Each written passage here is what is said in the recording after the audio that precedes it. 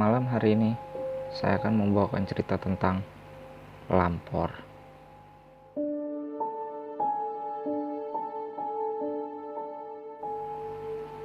Asap tembakau mengepul keluar dari mulut Mbah Sarjono.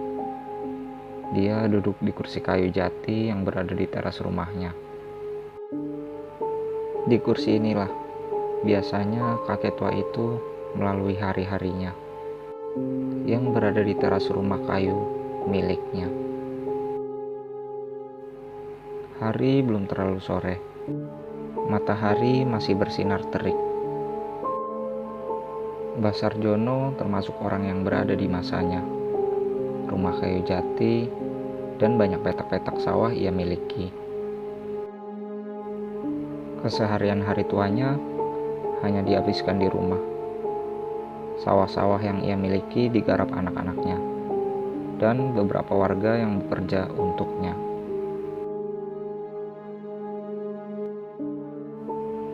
Suasana hari ini pun sama dengan hari sebelumnya. Walaupun panas matahari masih bersinar, namun sejuk bila berada di rumah ini. Rumah dengan berbagai macam bunga dan pohon buah-buahan di halaman rumahnya membuat teduh suasana.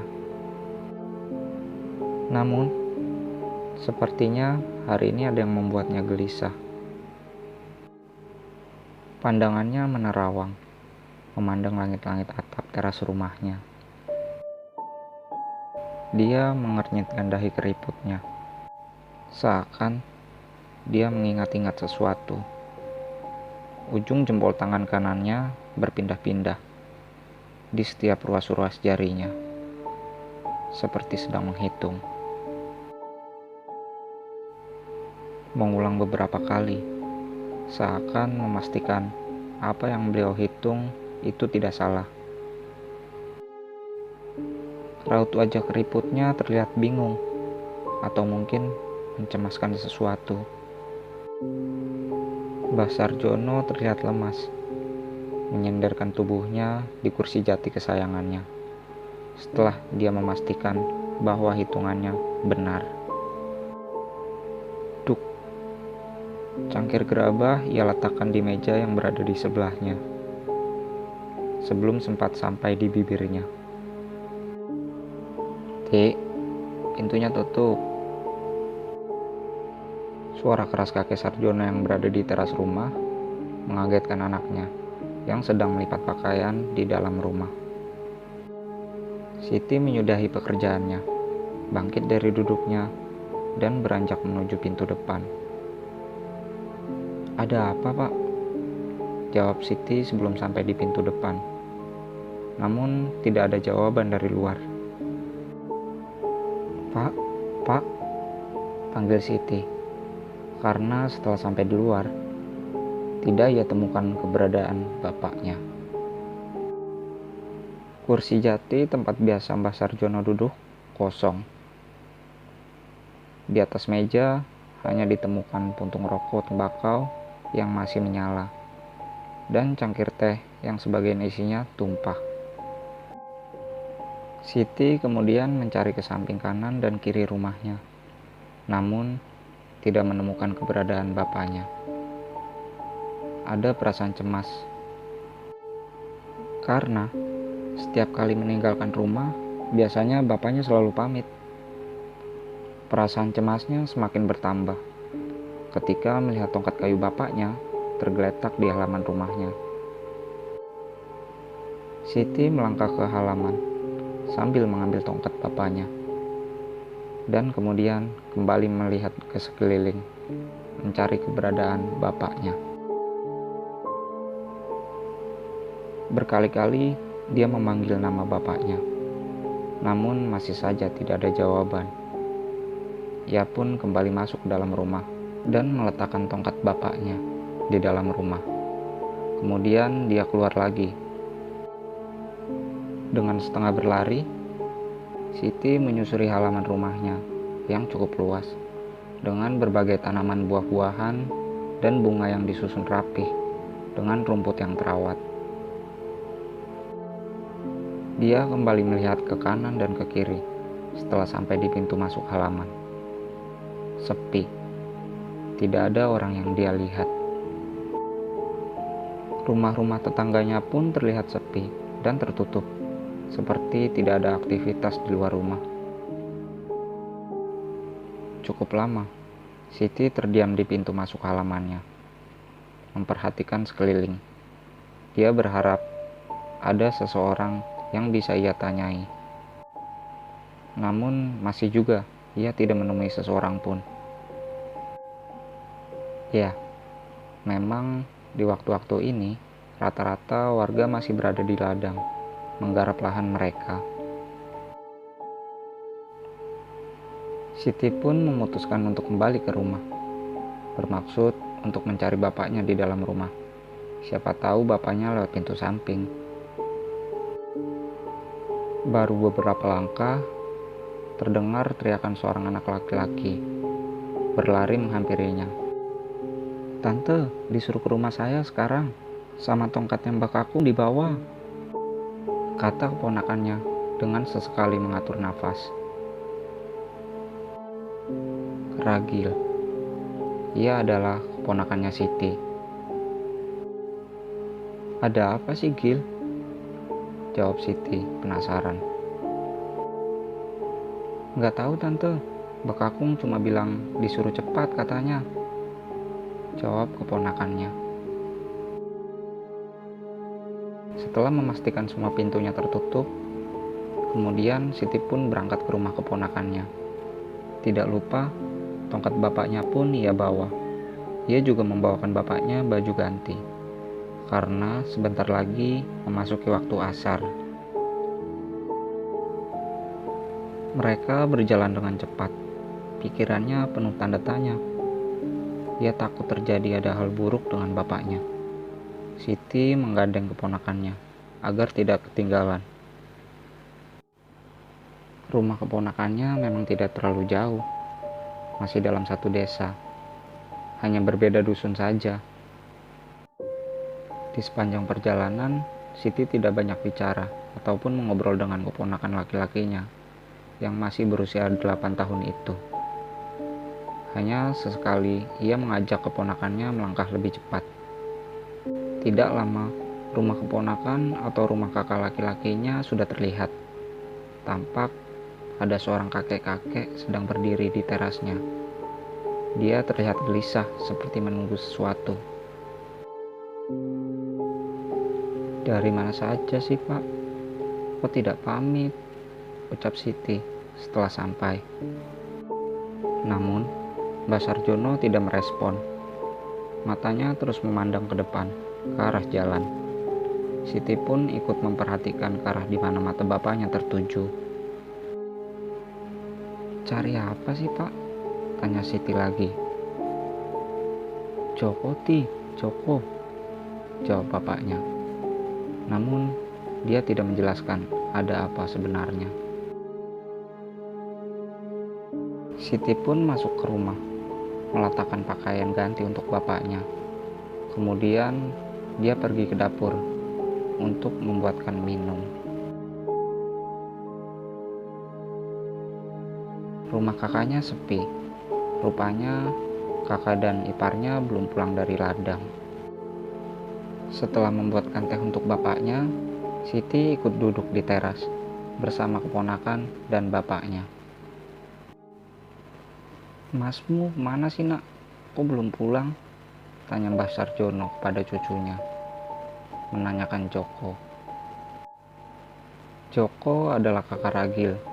Usia Ragil dan Joko memang terpaut cukup jauh. Ragil masih berusia 8 tahun, sedangkan Joko sudah 21 tahun. Akhirnya, yang ditunggu pun datang. Joko pulang bersama bapaknya, setelah disusul oleh ibunya ke ladang. "Cepat mandi, Nak, jangan sore-sore," ucap Mbah Sarjono sambil menghampiri cucunya. Seisi rumah pun heran dengan tingkah Mbah Sarjono hari ini. Mbah Jono belum menjelaskan ada apa sebenarnya. Dia menyuruh seluruh keluarganya berkumpul. terlebih kepada Joko, cucu pertamanya. Setelah semua mandi dan berkumpul di ruang tamu, Mbah Jono menjelaskan maksud dan tujuannya. Kenapa Joko dan keluarganya disuruh pulang cepat dan berkumpul. Hari ini adalah hari pasaran Joko lahir, Mo. Jangan sampai kecolongan. Nanti malam jangan ada yang tidur, ucap Mbah Sarjono kepada Darmo, anaknya. Tidak lama lagi Ratu Selatan akan punya hajat. Jangan sampai Joko dibawa lampor, sambung Mbah Sarjono, yang membuat mereka kaget. Namun tidak dengan Joko. Joko terlihat biasa saja, namun tetap mendengarkan apa yang Mbah Kakungnya bilang. Apa iya benar, Mbah, kalau lampor itu ada? Tanya Joko kemudian. Jangan asal kamu, nak. Demit, jin dan setan itu ya ciptaan Allah, dan mereka diciptakan berdampingan dengan manusia. Makanya kita harus tahu apa saja penangkalnya, ucap Mbah Sarjono mencoba memberi pengertian kepada Joko. Beliau mengatakan, sebagai umat beragama, kita sebaiknya tahu kalau kita tidak hidup sendirian di alam ini. Pengetahuan Mbah Jono tentang kejawen memang lumayan. Hal yang biasa orang tua atau sepuh zaman dulu ketahui tentang ilmu-ilmu Jawa dan sebagainya. Perlahan, sore pun semakin gelap. Semua yang berada di dalam rumah tidak diizinkan keluar oleh Mbah Jono. Mbah Jono menyuruh menutup semua pintu dan jendela. Bahkan ventilasi saja disuruh menutup dengan kain agar sama sekali tidak bisa melihat keluar rumah, yang menambah gelap suasana di dalam rumah.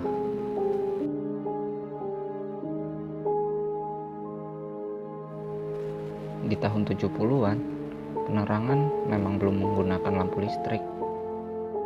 Hanya lampu teplok minyak tanah saja yang bisa diandalkan sebagai penerangan di waktu malam tiba. Hari beranjak malam setelah waktu masuk Isya. Mbah Jono menyuruh semuanya berkumpul di ruang tamu. Waktu dirasakan terasa lama dan sangat membosankan, terlebih buat Ragil dan Joko.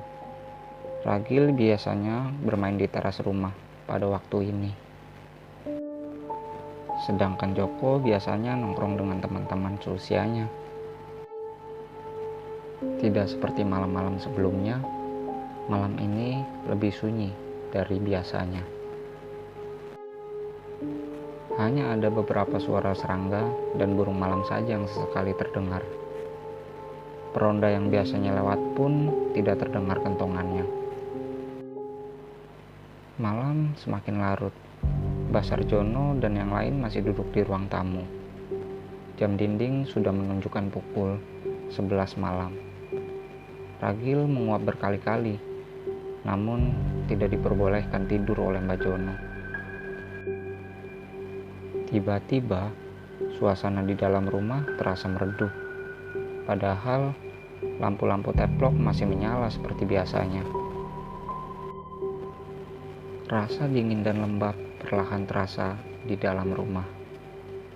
Dan entah kenapa, semua yang ada di dalam rumah merasakan kantuk yang sangat luar biasa. Suasana benar-benar sunyi. Tidak ada suara yang terdengar dari luar. Mbah Jono menyuruh semuanya untuk duduk di lantai sambil melafalkan doa dan zikir. Tentu saja sangat sulit untuk khusyuk dalam berdoa karena rasa kantuk yang sangat mengganggu. Suara rintik hujan mulai terdengar. Walaupun hanya gerimis, namun sangat terdengar jelas dari luar. Rasa dingin dan kantuk semakin mereka rasakan. Bahkan, rasa lembab udara di sekitar pun terasa berbeda. "Le, istighfar Le," teriak Mbah Sarjono sambil mengguncang tubuh Joko. Tiba-tiba wajah Joko pucat. Dia menggigil dan matanya merah, seperti menahan kantuk yang sangat hebat. Lampu teplok tiba-tiba padam dan terdengar suara gaduh di luar. Entah suara apa yang mereka dengar, seperti suara angin yang sangat keras, suara orang berlari, suara gemuruh, bahkan seperti suara banyak orang yang menggema menjadi satu. Tidak ada yang berani mengeluarkan suara, kecuali Ragil yang tiba-tiba teriak dan memeluk ibunya. Sontak, suara Ragil mengagetkan dan membuyarkan konsentrasi doa yang lain, membuat takbir dan istighfar yang mereka lafalkan pelan menjadi teriakan. Ibunya Joko berusaha menghidupkan lampu teplok di depannya, namun berkali-kali tetap gagal. "Jangan tidur nak, jangan tidur," teriak ibunya memanggil Joko yang sesekali terlihat saat percikan api dari korek menyala, lalu kemudian padam kembali. Ibunya melihat Joko seakan terpejam. Setelah hampir habis setengah kotak korek kayu, akhirnya lampu teplok pun bisa dinyalakan. Ketakutan semakin dirasakan mereka. Terlebih, Joko yang sedari tadi mematung. Bibirnya terus komat-kamit, tapi tidak mengeluarkan suara. Wajahnya masih sangat pucat. Suara gemuruh di sekitar rumah semakin terdengar keras. Namun anehnya, tidak ada angin. Dan tidak ada suara tetangga atau hal lain yang terdengar. Kerincing, kerincing, kerincing. Pelan tapi jelas, suara gemerincing mulai terdengar. Semakin lama semakin keras, namun tiba-tiba hilang. Mbah Jono dan yang lain terdiam, berusaha mencari suara tadi. Sedangkan Siti dan yang lain merapatkan duduknya. Ragil masih dalam dekapan ibunya. Dia menangis ketakutan. Kerincing, kerincing, kerincing. Suara gemerincing kembali terdengar, disertai suara kuda berlari. Jelas terdengar. Semakin lama, semakin lirih, dan kemudian menghilang. Gubrak! Tubuh Joko roboh. Pandangan Mbah Jono dan yang lain terasa kabur, seperti ada kabut di dalam rumah. Semakin lama, semakin pekat. Lampu teplok tidak banyak membantu penglihatan. Tidak seperti sebelumnya, rasa merinding dan takut kian kerasa saat kabut itu muncul dan semakin gelap di dalam rumah. Namun, rasa takut yang mereka rasakan, mereka abaikan. Melihat keadaan Joko, tubuhnya kaku dan keras, seakan menahan sesuatu. Mulutnya masih komat-kamit seperti tadi. Terlebih, ibunya yang sedari tadi sudah meneteskan air mata melihat keadaan anaknya. Sedangkan Mbah Sarjono dan bapaknya masih duduk di sampingnya, yang juga ikut komat-kamit. Entah apa yang ia baca. Kerincing, kerincing, kerincing. Suara gemerincing seperti kelintingan terdengar mengeras. Suara gaduh masih saja terdengar, seperti mengelilingi rumah. Siti berdiri dan berjalan lemas menahan kantuknya menuju jendela. Ia penasaran, ada apa di luar rumah. Namun dia ditarik oleh Mbah Jono sampai jatuh ke lantai. Telinga mereka semua seperti berdengung mendengar suara gemuruh dari luar. Kabut di dalam rumah semakin lama semakin menipis, seiring hilangnya suara gemerincing dan gaduh pelan-pelan menghilang. Tubuh Joko yang semula kaku tiba-tiba lemas dan basah karena keringat. "Le, bangun Le." Mbah Jono mengguncang tubuh Joko yang terbaring lemas terlentang di lantai. Suasana di luar rumah kembali sepi. Suara alam kembali terdengar. Alhamdulillah, ucap Mbah Jono, seraya menyandarkan tubuhnya di dinding kayu di dalam rumah. Joko pun mulai membuka matanya. Dia mengatur nafasnya kembali. Rasa kantuk yang semula tak tertahankan seakan hilang. Ketika Joko sudah sadar, kemudian dia ditanya oleh mbahnya. "Kamu tadi kenapa, Le?" Kemudian Joko menjelaskan apa yang ia lihat. Ketika kabut mulai masuk dalam rumah, Joko melihat kabut tersebut semakin gelap, dan di atas ada gumpalan kabut yang membentuk sosok besar namun tidak jelas, seperti orang tinggi besar menatapnya. Matanya merah, namun tidak begitu jelas. Ketika Joko menatapnya, sosok itu mengulurkan tangannya hampir sampai ke kepala Joko, hingga Joko menjatuhkan tubuhnya ke lantai karena ia tidak bisa menggerakkan tubuhnya saat itu. Dan sosok itu terus saja mengulurkan tangannya sampai akhirnya perlahan menghilang.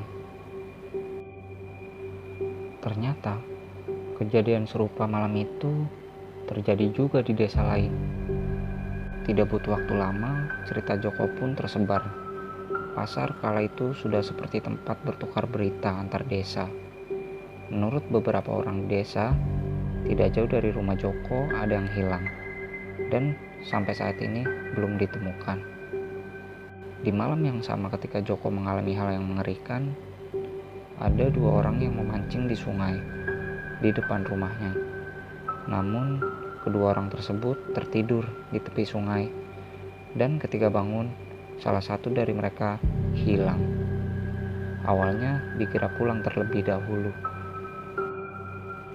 Namun, setelah disusul ke rumah, ternyata tidak ada. Dan weton kelahirannya sama dengan Joko. Sedangkan alasan jendela dan ventilasi rumah harus ditutup adalah lampor sangat pantang untuk terlihat. Barang siapa yang melihatnya, maka dia akan celaka atau bahkan mati. Itu sebabnya waktu Siti mau mengintip, langsung dicegah oleh Mbah Sarjono.